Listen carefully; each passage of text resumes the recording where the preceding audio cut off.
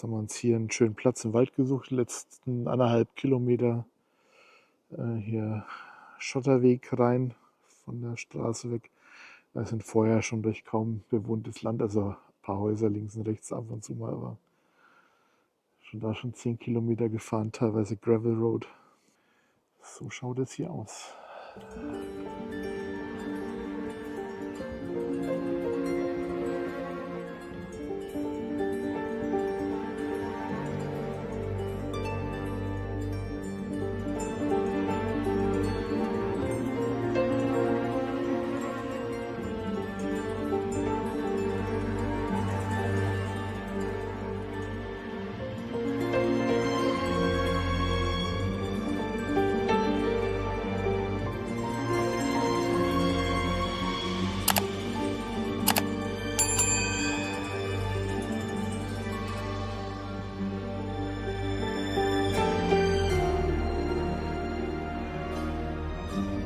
So, nachdem es langsam ein bisschen kühl wird, es zwar noch nicht so dunkel ist, aber